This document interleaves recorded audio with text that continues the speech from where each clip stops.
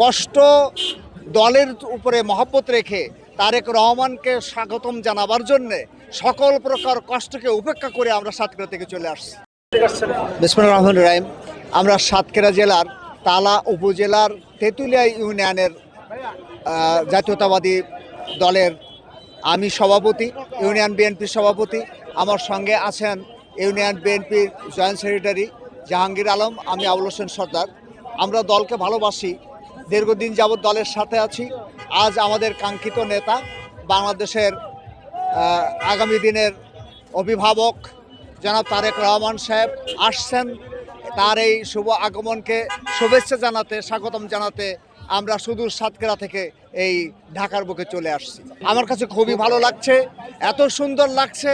নিজেকে বোঝানো, অপরকে বোঝানো খুবই কষ্টকর, কারণ অনেক দিনের প্রতীক্ষিত আমাদের নেতা আমাদের মাঝে আসছেন। এটা হলো সবচেয়ে বড় পাওনা।